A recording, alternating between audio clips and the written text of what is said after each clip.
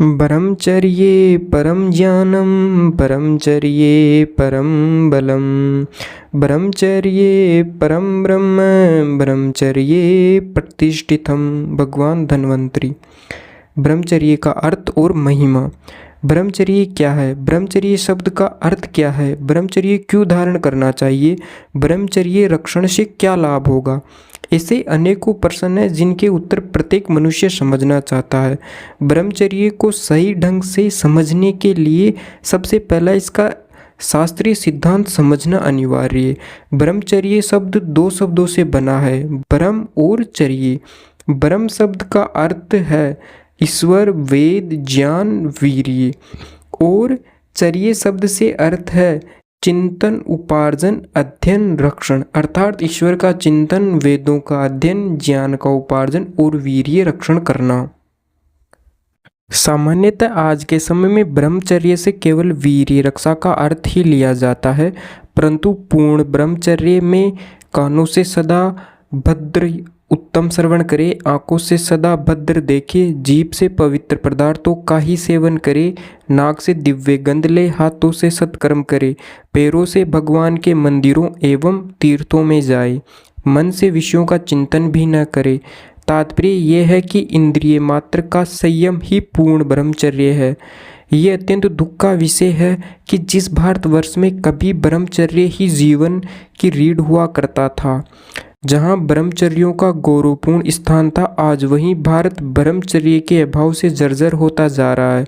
जिस भूमि ने कभी वीर्य, शक्ति, संयम और आत्मबल के बल पर ऋषियों, मुनियों और महान आत्माओं को जन्म दिया, आज वही भूमि वीर्यहीनता और सत्वहीनता के कारण मानसिक, नैतिक और आत्मिक पतन की ओर बढ़ रही है। आज देश के लाखों बालक बालिकाएं आधुनिकता और विकृत मनोरंजन के प्रभाव में पड़कर किशोरावस्था में ही आत्मसंयम खो बैठते हैं। गलत आदतों, असंयमित आचरण और अशुद्ध विचारों के कारण वे युवावस्था में पहुंचने से पहले ही अपनी अमूल्य वीर्य शक्ति को नष्ट कर बैठते हैं। परिणाम स्वरूप वे बुद्धि, बल, तेज, ओज और उत्साह से हीन हो जाते हैं और जीवन की दौड़ में पिछड़ने लगते हैं। ये स्थिति न केवल व्यक्तिगत पतन है, बल्कि राष्ट्रीय ऊर्जा, प्रतिभा और भविष्य के लिए भी एक गंभीर संकट है। ब्रह्मचर्य का पुनर्जागरण ही इस संकट से उबरने का मार्ग है।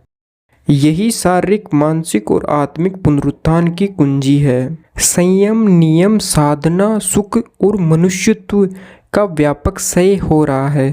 देश के युवाओं की सुरक्षा केवल ब्रह्मचर्य से ही संभव है। प्रत्येक व्यक्ति में आत्मिक, मानसिक और शारीरिक तीन प्रमुख शक्तियां विद्यमान होती है, जिनका संरक्षण ईश्वर, वेद और वीर्य की समुचित रक्षा से घनिष्ठ रूप से जुड़ा हुआ है। ईश्वर का संबंध आत्मिक शक्ति से, वेद ज्ञान का मानसिक शक्ति से और वीर्य रक्षण का संबंध शारीरिक शक्ति से है।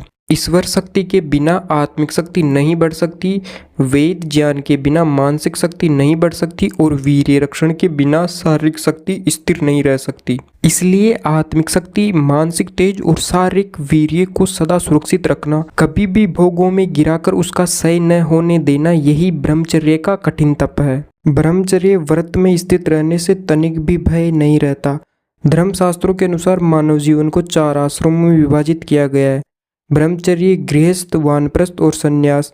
इन चारों आश्रमों का उद्देश्य जीवन के विभिन्न चरणों में धर्म, अर्थ, काम और मोक्ष की प्राप्ति को संतुलित रूप से साधना है। इनमें प्रथम आश्रम ब्रह्मचर्य आश्रम कहलाता है।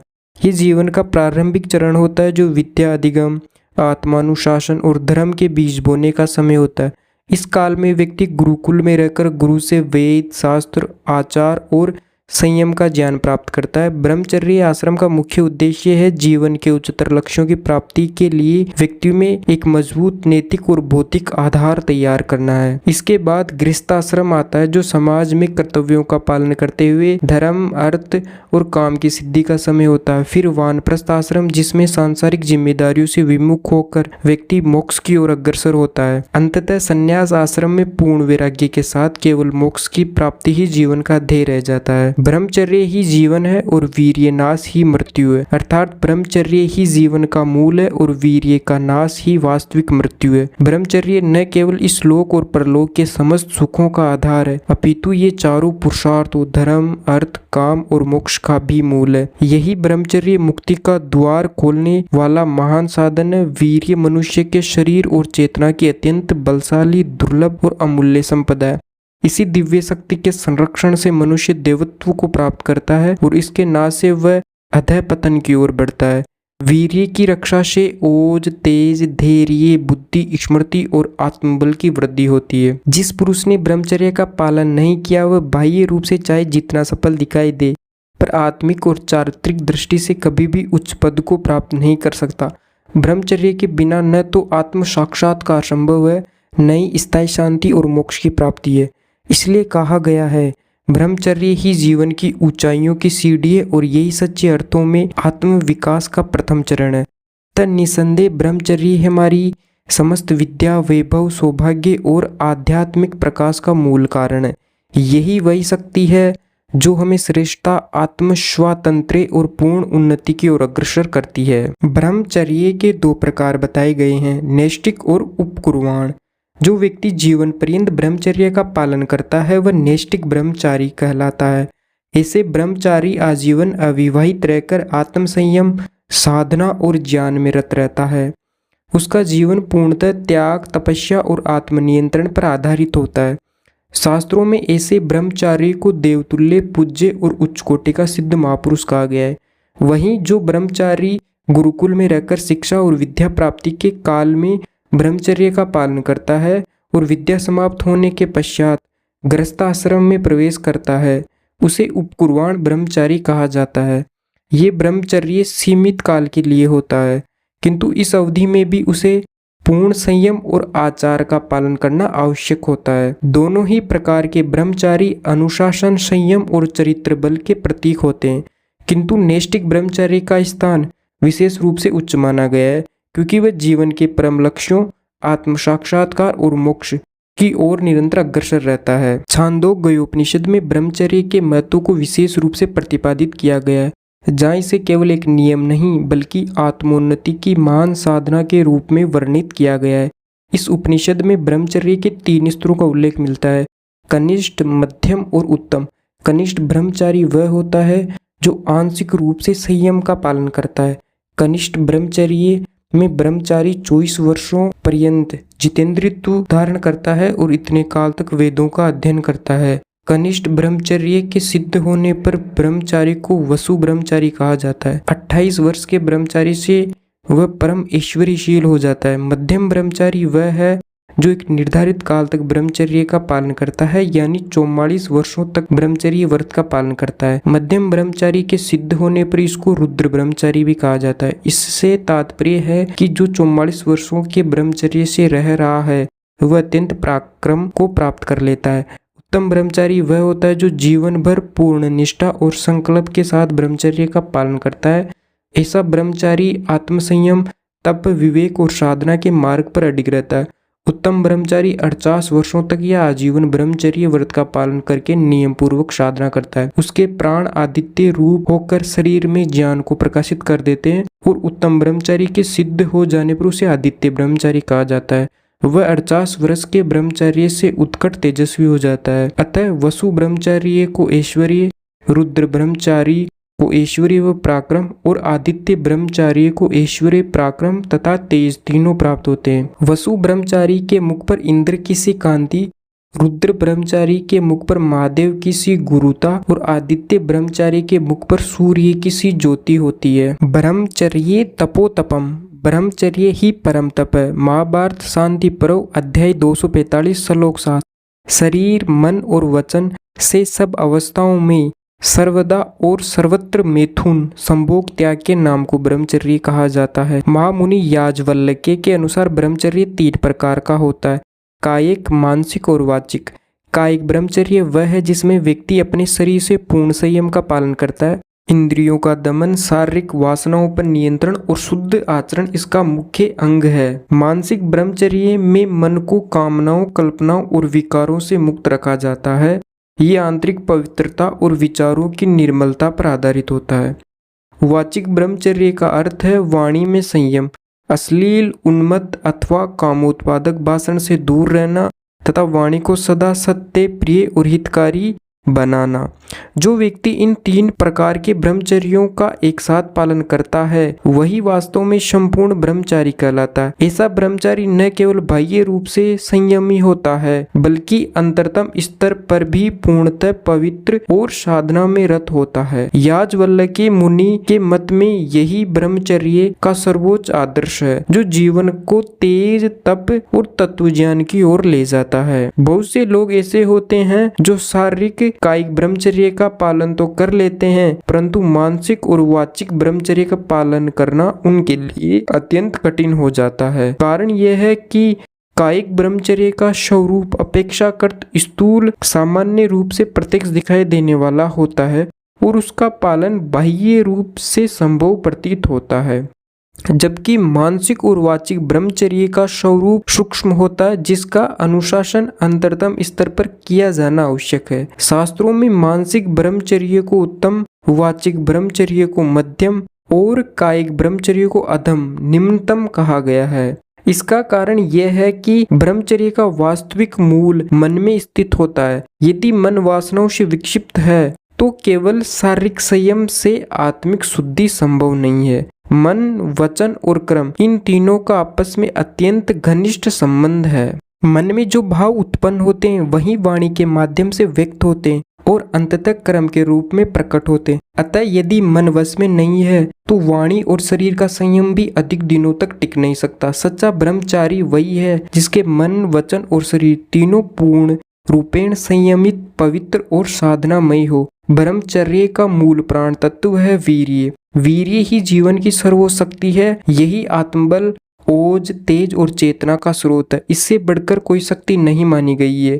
यदि शरीर से वीर्य का क्षय हो जाए तो यह शरीर केवल मिट्टी का ढेर मात्र रह जाता है, चेतना और शक्ति से रहित। जैसे बिना तेल के दीपक बुझ जाता है वैसे ही वीर्य विहीन शरीर शक्तिहीन, रोगग्रस्त और निस्तेज हो जाता है। वीर्य ही वह दिव्य तत्व है जिसके बल पर शरीर स्थिर रहता है, मन नियंत्रित होता है और आत्मा उच्चतर साधना की ओर अग्रसर होती है। इसलिए शास्त्रों में कहा गया है कि वीर्य की रक्षा ही ब्रह्मचर्य है और इसकी रक्षा ही जीवन की रक्षा है। जो अपने वीर्य की रक्षा करता है वही आत्मरक्षा, आत्मविकास और आत्म साक्षात्कार की दिशा में आगे बढ़ सकता है। भगवान शिव कहते हैं ब्रह्मचर्य अर्थात वीर्य धारणा यही उत्कृष्ट तप है। इससे बढ़कर तपस्या तीनों लोकों में दूसरी कोई नहीं हो सकती। अखंड वीर्य धारण करने वाला पुरुष इस लोक में मनुष्य रूप में प्रत्यक्ष देवता ही है। ब्रह्मचर्य की महिमा इतनी महान है कि उसका पूर्ण वर्णन शब्दों में कर पाना संभव नहीं है। इसकी महत्ता को जितना कहा जाए उतना कम है। ये एक ऐसा दिव्य व्रत है जिसकी गूंज वेदों, उपनिषदों और महान ऋषियों के जीवन में स्पष्ट सुनाई देती है, परंतु दुर्भाग्यवश आज का समाज इस पवित्र व्रत को लगभग विस्मृत कर चुका है। ब्रह्मचर्यमय जीवन ही वास्तविक पुरुषार्थमय जीवन है। ये न केवल आत्मिक विकास की दिशा में प्रथम कदम है बल्कि जीवन की लौकिक और पारलौकिक उन्नति का मूल आधार भी है। ब्रह्मचर्य के बिना न नैतिकता की स्थापना संभव है, न आत्मशुद्धि और न ही मोक्ष की प्राप्ति। ब्रह्मचर्य ही वह दुर्लभ आंतरिक शक्ति है जो मनुष्य को षड अंत विकारों काम, क्रोध, लोभ, मोह, मद, मत्सर जैसे भीतरी शत्रुओं से विजय बनाती है। यह एक ऐसा रक्षा कवच है जो साधक को हर प्रकार के मानसिक और आत्मिक पतन से बचाता है। यह व्रत पारलौकिक आनंद के द्वार खोलने वाला है और ऐसा अक्षय अमृतमय आनंद प्रदान करता है जिसकी तुलना सांसारिक सुखों से नहीं की जा सकती। वास्तव में ब्रह्मचर्य का पालन वही कर सकता है जो आत्मबोध, आत्मनियंत्रण और आत्मोत्थान के पथ पर अग्रसर होना चाहता है। हनुमान जी महाराज इतने बड़े महावीर कैसे बने? उन्होंने अपने इस ब्रह्मचर्य रूपी शास्त्र के द्वारा ही अद्वितीय बल तथा शौर्य प्राप्त किया। उनका अपार बल, साहस और आत्मविश्वास ब्रह्मचर्य की दृढ़ साधना का ही फल था। पांडवों तथा कौरवों के पितामह भीष्म ने ब्रह्मचर्य के पालन की प्रतिज्ञा से अपने पिता से इच्छा मृत्यु का वरदान प्राप्त करके मृत्यु पर विजय प्राप्त की थी। प्राचीन काल में ऋषि मुनि ब्रह्मचर्य के महत्व से भली भांति परिचित थे। वे जानते थे कि यही एकमात्र ऐसा साधन है जो व्यक्ति को लौकिक और पारलौकिक दोनों ही क्षेत्रों में महान बना सकता है। इसी कारण उन्होंने सदा ब्रह्मचर्य की महिमा का स्तुति गान किया और इसे जीवन की सर्वोच्च तपस्या माना। शास्त्रों में ब्रह्मचारी शब्द का प्राचीनतम उल्लेख, ब्रह्मचारी शब्द का सबसे पहला प्रयोग ऋग्वेद मिलता है। वहाँ एक मंत्र के माध्यम से ब्रह्मचारी को वह बताया गया है जो वेदों के अभ्यास में संलग्न रहता है और जिसकी तपश्चर्या देवताओं तक को प्रभावित करती है। अथर्ववेद में ब्रह्मचर्य आश्रम की महिमा बताते हुए कहा गया है कि ब्रह्मचर्य के बल से ही देवताओं ने मृत्यु पर विजय प्राप्त की थी और यही ब्रह्मचर्य शक्ति पूरे विश्व की रक्षा करती है। मनुस्मृति में ब्रह्मचर्य के नियमों को विस्तार से बताया गया है। वहाँ कहा गया है कि ब्रह्मचारी को वेदाध्ययन की अवधि तक गुरु के समीप रहकर पूर्ण ब्रह्मचर्य का पालन करना चाहिए। कोई ब्रह्मचारी वेदों के अध्ययन के लिए गुरु के पास 36, 18 या 9 वर्षों तक ब्रह्मचर्य का पालन करते हुए रह सकता है। ब्रह्मचर्य आश्रम को श्रेष्ठ और आदरणीय माना गया है क्योंकि यही तप, ज्ञान और आत्मसंयम का मूल आधार है। ब्रह्मचर्य धारण करने के लाभ, आरोग्य जीवन, धर्म, अर्थ, काम और मोक्ष का उत्तम साधन आरोग्य, स्वस्थ शरीर और मन ही है। अगर शरीर स्वस्थ नहीं है तो न धर्म का पालन संभव है, न धन कमाया जा सकता है, न सुख भोगे जा सकते और न ही मोक्ष की ओर बढ़ा जा सकता है। इसलिए कहा गया है कि स्वास्थ्य ही जीवन के सभी लक्ष्यों की सर्वोत्तम नींव है। ब्रह्मचर्य से ही प्रचुर धन प्राप्त किया जा सकता है। व्यभिचारी पुरुष का भौतिक धन नष्ट हो सकता है, किंतु ब्रह्मचारी अपनी दृढ़ नियम निष्ठा से जो अलौकिक धन इकट्ठा करता है वह कभी समाप्त नहीं होता। जिस मनुष्य में तीनों दोषों वात, कफ और पित्त, अग्नि, जठराग्नि, धातु, रस, रक्त, मांस, मेदा, अस्थि, मज्जा और वीर्य, मल और मूल आदि उचित अवस्था में हो, जिसकी आत्मा, इंद्रिय और मन प्रसन्न हो तथा अपने अपने कार्यों में लगे हो, वह पुरुष स्वस्थ कहलाता है। किंतु आज अधिकतर लोग स्वस्थ श्रेणी में नहीं आते। किसी में वात विकार, किसी में कफ का कोप, किसी में पित्त की विकृति, किसी की अग्नि बिगड़ी हुई है, किसी की रसादि धातुओं में क्षीणता, किसी का मल दूषित और किसी के मूत्र अनियमित हैं। इन सब बुरे लक्षणों का एकमात्र कारण ब्रह्मचर्य का अभाव है। एक वीर्यक्षय से अनेक दुर्गुण उत्पन्न हो जाते, इसलिए जहाँ ब्रह्मचर्य नहीं वहाँ स्वास्थ्य नहीं। ब्रह्मचर्य से अपूर्व मेधा वह शारीरिक शक्ति है जिसकी सभी विद्वान लोग उपासना करते हैं। मेधा वह पवित्र और श्रेष्ठ शक्ति है जो वीर्य रक्षणा से ग्रहण की जाती है। मेधा वास्तव में ईश्वरीय शक्ति है, इसके बिना सब व्यर्थ है। इस मनुष्य शरीर में मस्तिष्क सबसे श्रेष्ठ स्थान माना गया है। वह मेधा शक्ति इसी विहार क्षेत्र में विचरण करती है। ब्रह्मचारी पुरुषों की मेधा अत्यंत तीव्र होती है। उनकी मस्तिष्क में सदैव उन्नत विचार प्रवाह प्रभावित होता रहता है। वीर्य रक्षा से मस्तिष्क बहुत प्रबल हो जाता है। ब्रह्मचर्य से दीर्घायु, ब्रह्मचर्य व्रत के पालन करने से मनुष्य को दीर्घायु प्राप्त होती है। जो अपने शरीर में अनुपम वीर्य को सुरक्षित रखता है वह दीर्घायु प्राप्त करता है।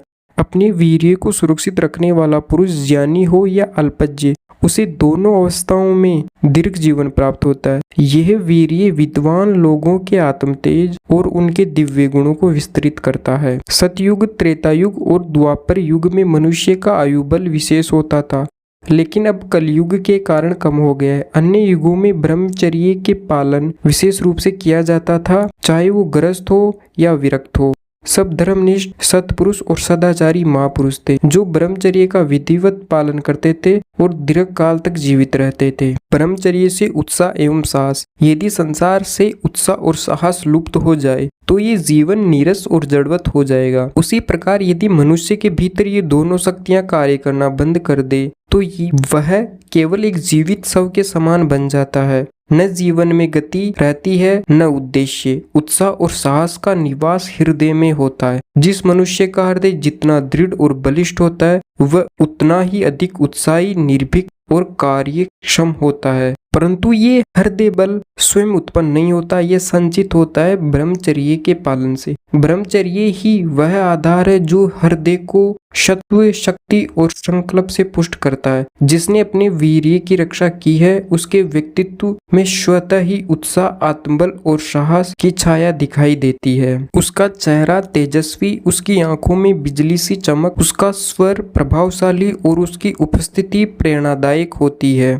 इसके विपरीत वीर्यक्षय करने वाला विषयासक्त और व्यभिचारी पुरुष प्राय दुर्बल, निरुत्साही और भीरु स्वभाव का होता है। उसमें आत्मविश्वास की कमी होती है और वह जीवन के संघर्षों से भागता रहता है। इसलिए कहा गया है कि वीर्य रक्षण ही सच्चे उत्साह, साहस और आत्मबल का मूल स्रोत है। ब्रह्मचर्य से उत्तम संतान प्राप्ति। सबके मन में यही अभिलाषा रहती है कि संतान हो, वंश वृद्धि हो, संतान अच्छी हो और संसार में यश फैलाए। ये सोचना कोई बुरी बात नहीं है, परंतु बहुत ही कम लोग नियम पूर्वक संतान उत्पन्न करते होंगे। ऐसे कितने शिशु हैं जो गर्भ में ही दम तोड़ देते हैं या गर्भपात हो जाता है। इन सब दोषों का कारण ब्रह्मचर्य का पालन न होना है। हमारे ऋषि मुनि मनवांचित संतान उत्पन्न करते थे। वे संतान की इच्छा से ही मैथुन में प्रवृत्त होते थे। वीर्य रक्षण के प्रताप से वह शक्ति उन्हें प्राप्त थी कि वे कभी भी निष्फल नहीं होते थे। उनकी संतानें भी उत्तम आचार विचार वाली होती थी तथा स्वस्थ और दीर्घायु होती थी। अतः जिसकी जैसी मानसिक वृत्ति रहती है वैसी ही उसकी संतान होती है। यदि मनोनुकूल संतान उत्पन्न करना है, यदि संतान को उत्तम और सद्गुणी बनाना है, तो ब्रह्मचर्य का पालन करना अत्यंत आवश्यक है। ब्रह्मचर्य से रोग शांति।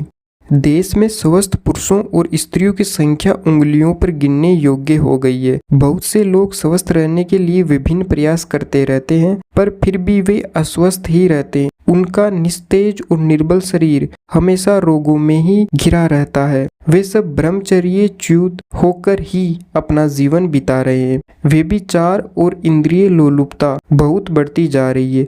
एक पुरुष जो पूर्ण निष्ठा से ब्रह्मचर्य का पालन करता है, उसे ऐसे ही सहज में कोई रोग नहीं लगते। वह वीर्य का महत्व समझता है।